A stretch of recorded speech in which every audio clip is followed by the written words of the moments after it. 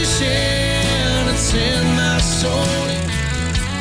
Welcome to the Salt Strong Podcast, disrupting fishing entertainment as you know it. Prepare to laugh. Prepare to get to know fishing legends in a whole new and unfiltered way. And on occasion, you might even learn a thing or two about fishing. Here's your host, Joe Simons. Like diamonds. Why very little, if anything, seems to actually get done and accomplished in regards to conservation and fishing. Hey everybody, Joe Simons, Like Diamonds, back again with the podcast. If you don't know, I've been gone for the whole month. I took the whole month of July off. First time I've ever done that. The first time I've even taken more than a week off. And I mean like all off, like no meetings, no emails, no nothing. Really had a couple goals. I'm working on just the company vision and where we're going and kind of some next big moves for us, next big hires. And also wanted to work on just some conservation initiatives. I believe, and I'm sure you probably do as well, Salt Strong with how quickly our audience has grown and how big we've become, not just with our now almost 50,000 insider members, but just our overall audience. We have 3 million people a year that come to saltstrong.com. Who knows how many tens of millions of YouTube views. I mean, it's multiple million views every single month. So let's just say 25, 30 million, views on YouTube. We have an audience, we have a platform. And there's some responsibility with that in terms of conservation, et cetera. Now, we've sponsored and we've donated to lots of different efforts and organizations over the years. And there's never been one that I've found that we want to put like our flag on our banner with. And maybe there won't ever be. I don't know. But that was really what I was setting out, is to just, it's one thing to get excited about something and hear about it or watch a video, but to me, you can learn a whole lot more about really diving in deep, reading the history, reading books on what's happened, what we can learn from it, what's happening now. And so I bought a ton of books and I spent a vast majority of the month of July reading, did some traveling, but even then I was reading on the planes, and some cases knocking out a book a day type of reading. And one of the first ones I went and actually reread was Bass Boss.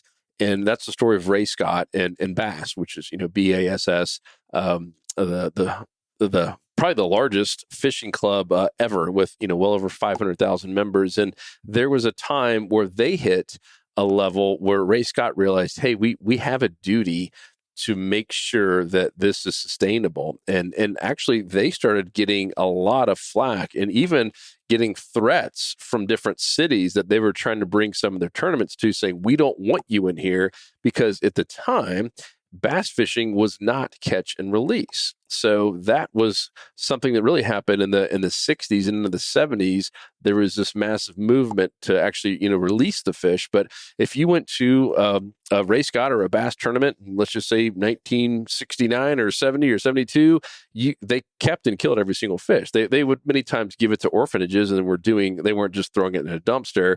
But to that point, if you were living on that lake as a resident and you loved just recreational fishing, and you saw these young guys, Bill Dance was, one of the first bass anglers, and Roland Martin, and even, Johnny Morris from Bass Pro Shops. I mean, all these great anglers are there coming into your lake for a 3-day tournament, and they're catching and killing as many bass as possible. That's not really exciting if you're a resident. I could see why they got ticked off. So it was Ray Scott who realized, hey, like, we should probably start releasing these things. There's ways that we can bring them back in a thing called a live well. I mean, there hadn't been live wells in bass boats. That was really in part to Ray Scott that helped make that happen. And now, of course, every bass boat has a live well for that reason. But that's all part of conservation and catch and release. And it was Ray Scott that said, hey, these bass, especially, a big lunker pregnant mama bass, these are way too profitable to catch just once or to keep at all. Why don't we release these and let these things keep recreating and getting, more baby bass, et cetera. And that was how they grew the sport. And where this ties in with conservation is Ray Scott and bass in general, they had the same kind of problem we did, right? I mean, bass was started in Alabama, one state, and started with certain lakes that were kind of some of their hometown lakes. But as it grew, Ray Scott realized, hey, we can't just focus on where the headquarters is, which is in Montgomery, Alabama. We can't just focus on areas around us. This is bigger than just us. And so they ended up creating, essentially federations, almost like chapters, in a lot of different main areas and all over the country, that then had their own sort of little entity underneath the BASS umbrella, and they could report pollution or things that they saw that was going against their conservation efforts, and then bring it up to the top, and then the top would spread it amongst all the chapters, and they would go attack different organizations, the government, et cetera. And they ended up suing almost like 200 different entities. Sadly, many of them are own U.S. government entities and municipalities for pollution. I mean, the one that stood out the most, because this is all public knowledge and was a pretty big deal at the time, was our own U.S. Coast Guard. So in a lot of larger lakes, if you fish them before, Lake Guntersville is one in particular that this kind of started at.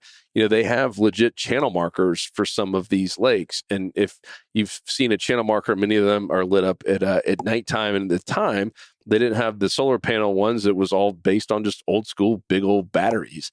And the U.S. Coast Guard, as they went and saw that one was down, they were literally just taking these batteries and putting them on a little barge and then just dumping them in a deep part of the lake.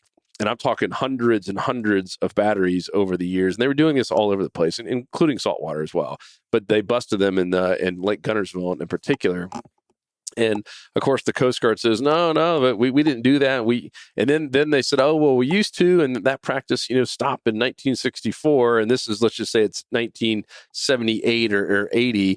And they ended up, spending like $16 million at the time, which was a ton. It's still a lot of money, but it was a ton of money then. Like $16 million, our U.S. government, just to do a little kind of an investigation to prove that the Coast Guard wasn't doing it.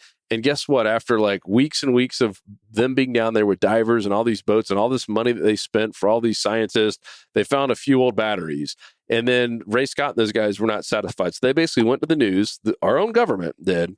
Right, the Admiral of the Coast Guard is on the news saying, we haven't done this. This hasn't been done in years. We just spent $16 million full investigation.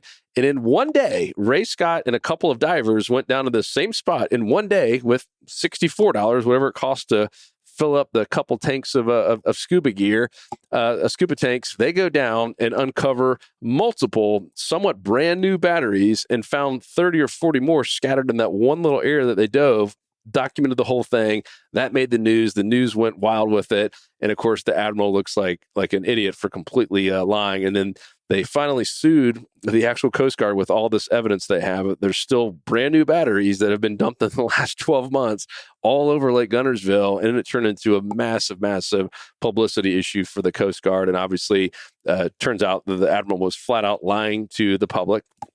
And the more I've read about all this conservation stuff, it's saddening. It's disheartening. It also gets me excited that many of the biggest changes that have been made in terms of water conservation started with fishermen. So that's what gets me excited. In many cases, it started with just a handful of fishermen who were just pissed off saying, why is this happening? And why isn't anyone doing anything about it? The bad news is we're fighting a pretty big giant. In many cases, it's big corporations or even the government. I mean, heck, it's pretty clear after reading all the books that I read over the past month that the government in particular is one of the biggest, if not the biggest polluters in the entire country.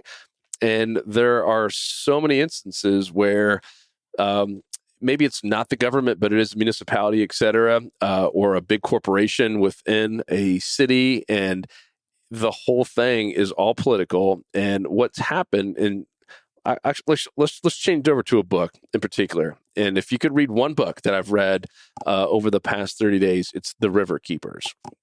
And it's really how a bunch of fishermen got together and changed a lot of environmental rights. They changed the Hudson River completely. I mean, the Hudson River was a cesspool in some areas. I mean, if you look back at like old school mafia videos, there's a reason they dump bodies in the Hudson. It was disgusting. There's areas with 0% oxygen, meaning in a river, that should be flowing and have clear, nice, beautiful water, clean water, even drinking water, there was areas with 0% oxygen, meaning it was just complete sludge, toxic waste in a river that many, many communities counted on, and many communities use for even drinking water. And I mean, it's absolutely sad. And what was happening is there were some big corporations, like GE is one that's called out, and this is all public knowledge. It made the news, many lawsuits, that GE was just polluting like crazy. And what was happening is everyone knew it. The city knew it, the mayor knew it, the governor knew it. But GE has a lot of power saying, well, hey, if you guys want to bust us on this, yeah, I know we're polluting, but if you want to bust us, we're going to take our 1,500 jobs or 12,000 jobs or whatever it was, and we'll move them to another state. And so guess what? Now you have the governor and the mayor saying, hey, well, let's maybe turn our eye to this a little bit longer. And that was what was happening. And then even sadder, many times these groups do get busted. Like GE got busted, completely got fined. And guess what? They took their jobs like they said they were going to, moved them somewhere else, and were not responsible for any of the cleanup on all the waste that they created. And what does our government do? Oh, yeah, well, hey, we screwed up. Let's create a new organization. And in particular, New York has the DEC, the Department of Environmental Conservation. I'm going to repeat that. Department of Environmental Conservation. It sounds amazing, right? Don't you wish everyone had, every little city should have a Department of Environmental Conservation? But here's what happens is the government is assigning who gets to run those. And many times the people in the government have the ties in with the big corporations and the people polluting, and the DEC in particular. I've never dog-eared so many pages and have written down what the heck. You can put in whatever language you want in there. In my entire life of reading a book, I'm like shaking my head saying, how's this happen? So multiple times over the course of all of these fishermen trying to fight to clean up the Hudson, and this DEC is supposed to be the one regulatory organization that's supposed to help them out, they were the ones who were basically beating them up the most. And the DEC multiple times got completely defunded, meaning they literally, the person in charge of the DEC took everyone off of pay, like literally fired everyone, where there was no one there that could enforce anything. And so nothing got done for many, many years. And so the polluters are just, this is not made up. Like, this is not a movie. This is real life what happened in the Hudson. It is absolutely crazy. And this is why it feels like nothing gets done. I have so much more respect for all of the groups who are going after certain things like Captains for Clean Water and the, now river keepers and water keepers, et cetera, and the Tampa Bay Watch.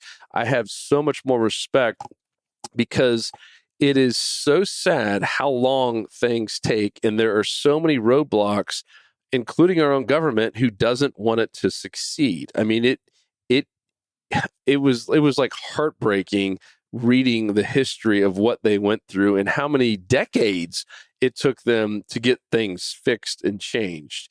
I mean, it wasn't like it was just, oh yeah, let's point here to clear pollution, right? It's pretty easy to get a bottle of this sludge, let's just say, have it tested and say, this is literally a crime. Like, this came from this group. Here's the pipe. They literally have pictures. Here's the pipe that the sludge is coming out of directly into the Hudson River.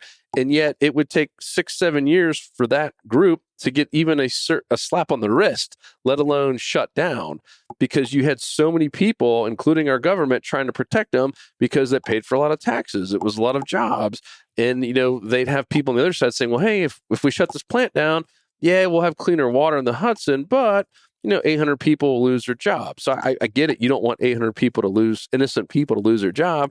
The same point, this was killing people and causing cancer in certain areas to hundreds, if not thousands of people. And there was one instance where they tested this. We get mad about fish kills, right? And I'm sorry I'm going all over the place, but I've read so much of the last 30 days and I'm just regurgitating little bits and pieces because we're going to have a lot of different conversations on this. I've already got some guests lined up to talk about different pieces of all this, but we get mad about fish kills, right? We had Piney Point here in the Tampa area, and we've had red tide. We've had all kinds of things that have happened. BP oil spill. It's disgusting. It's disturbing. No one likes to see it. And many times, you see a bunch of fish on the beach and you get fired up. But there was one instance, and this is from an actual plant in the Hudson. and this is really for striped bass in particular, it was killing up to 1 million fish per day for a long time with all their discharges and even sucking things up into their pipes with really no regulation on it, meaning a lot of especially all the little babies, all the little small striped bass that, all the New Yorkers were counting on. I mean, it was 1 million fish per day. And yet, someone's getting fined out there for keeping one fish that's over slot. And there is a massive company killing 1 million fish per day, documented fish in the Hudson River. Like, it's just like, it's mind boggling, all the stuff that happens underneath our noses and how the government protects them. I mean, it's absolutely crazy. I got to find this one article. It is, I was so ticked off reading it. And one of them was when they, shut down the office of the DEC and all the people in there, and it's just essentially just slashed funding over and over again. Another one, this was like a quote from someone in our government. It was that scientists are cheaper than lobbyists. So what they would do, municipalities, our own government, when let's just say there is a lawsuit against them about pollution, instead of getting lobbyists, especially some of these bigger companies that would be involved in the lawsuit, they would end up hiring not fake scientists, or real scientists, but they would literally just find these kind of like nutty professor scientists that were just out there doing their thing, and they would literally pay them and put scientists on their payroll to say something that was untrue. I mean, it's mind-boggling. And this is all documented stuff, all in the Riverkeeper's book. You got to read it if you're into this at all. It will open your eyes to so much. There is literally now billions of dollars in phony scientific research, meaning stuff that's only being created. There's multiple times in a court where the scientists would finally get busted on something they were lying about, and like, oh my gosh, I can't believe it. There was a decimal missing here. Like, I mean, there's literally billions of dollars, as we're finding out now, in this kind of phony scientific research. So sad. But there was one point I'm trying to find this thing. I got the book here in front of me. Oh yeah, here it is. Where the DEC, where they actually sent a letter out to everyone in the department.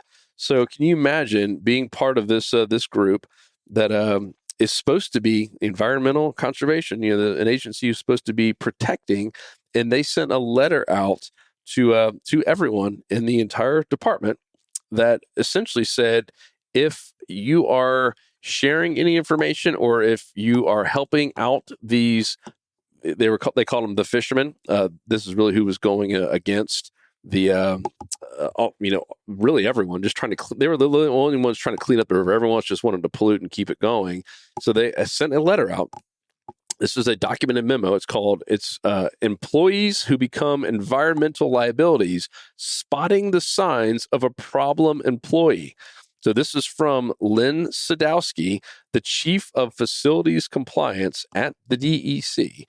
And this went out to the entire area and mentions the river keepers, people who are trying to protect the river. It mentions them by name. And it says that here's how you know if someone is an environmental liability within our own organization. They have an attitude that somehow means they care more about the environment than the coworkers. So they're literally putting their people against each other. So if someone saw something that was wrong, right? So imagine being there and saying, man, aren't we supposed to protect this? You now not only are getting like ridiculed, you're getting fired if you stand up and do the right thing. And there was one guy who did. It was an ex-police officer who was part of the same organization. And guess what? He actually almost was kind of like a whistleblower saying, guys, we're literally doing the opposite of what we're being paid to do. This isn't right. People are dying. I mean, we're literally destroying our waterway, our beautiful Hudson River that people use for drinking water in certain cities. This isn't right. Guess what they did? They fired him. He gets a lawyer, they sue just to try to get his job back, and uncovered so much about what they were doing in New York. I mean, it's like I said, I was flabbergasted that the government was trying to cover up that much stuff to protect these big corporations who were openly polluting. It was absolutely maddening, and that is exactly why it feels like so little gets done. And even when some of these groups were getting close, like these riverkeeper groups in particular, like they were 5-yard line, like they were there. The evidence was there. The evidence been there from day one, but they finally like got enough momentum. And then guess what? It would be election time, and somehow the wrong person would get elected, and just they have to start from square one. And they're like, no, I don't believe that. Just because guess what? The people who were about to get busted. So think about this. Let's just take it's GE. Exxon was another big one that was named in here multiple times. Exxon knows they're about to lose a massive, massive lawsuit with people who are trying to keep the river clean. They know there's a political election coming up soon. Guess what they're going to do? They're going to, instead of having to get fined $200 million and possibly shut down a plant and or move, they're better off spending $50 million to get the right person into power, and knowing that they now have power over that person because they gave them $50 million instead of the $200 million. So that this is literally what's happening. So they would spend $50 million to get the right person in power. Now that person's in power, they say, hey, if we do this though, you're going to have to just like completely kill this whole bill that's going out there and this lawsuit, completely wipe it clean, and we'll make sure you're in power. And that was the kind of crap that was happening. And this is, once again, this is not a movie. This is not made up. I think we all have had a little bit of distrust for our government in general, for a variety of reasons. But I mean, this book was the most just eye-opening thing I've ever seen as it comes to just political. I mean, I don't even know if you call it corruption. I mean, it's worse than corrupt. I mean, it's literally just flat out illegal, just crazy stuff happening, all for money and power. That's all it came down to. And sadly, that's why so few things get done. The great news, as I've said multiple times, both in the Bass Boss and there's another book I called Let the Good Times Roll, another one about redfish, this guy, Robert Fritchie. Now, he was a little bit more against the recreational angler. He's more of a commercial fisherman himself. And I think it's good to read both sides, right? Usually with politics or anything, the answer kind of lies somewhere in the middle. It's good to get kind of both sides. His was an interesting take because it was about getting rid of all the gill nets. But it turned out that it was, in every case, it was a group of fishermen who were ticked off about seeing something happen over and over and over again, and seeing their fisheries die, and to see their water get completely polluted, and not only not fishable, but not even enjoyable for their kids and grandkids to go out there and catch tadpoles, or to catch minnows, or to catch bluegill or brim or pinfish or whatever it might be, depending on where you are. Who can you imagine, like, growing up on the Hudson, which was just a pristine river, and all of a sudden now you're a little bit older and you're taking your kids and grandkids down, and you go to an area where you can't even see your feet in less than a foot of water. I mean, that's what the area was like. Of course we should be pissed off about that. And especially if it was just something like a hurricane or something that created from Mother Nature, different story. But these were flat out polluters. And in most cases, the whole Piney Point thing, that wasn't Mother Nature.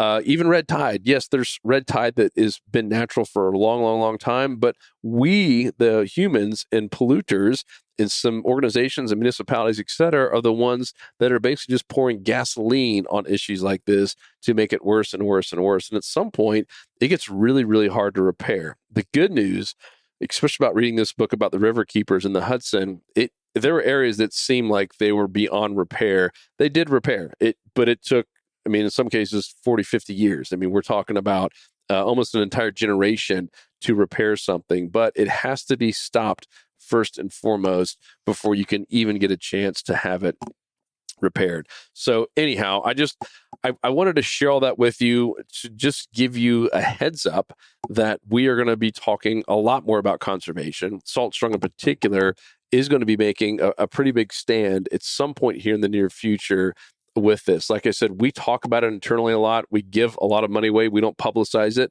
but we do give a lot of money away and our time. And obviously, we have a lot of members who are involved in a lot of different organizations.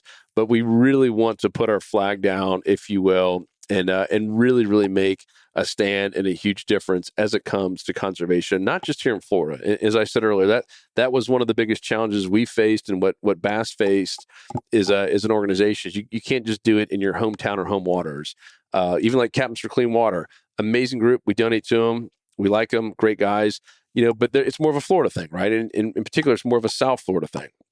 So we want to find some groups or group that we can really unite with and do things everywhere. So if we have members in Texas who are seeing some issues, we want to be able to help there. And if we have members in North Carolina that are reporting things, we want to be able to help out there as well and actually really make an impact, even if it does take 6-7 years to go after a group or to sue our own government to make it right. We want to be able to do that and to be able to say that we did that for our kids and our grandkids. But if you want to read any book, get The River Keepers.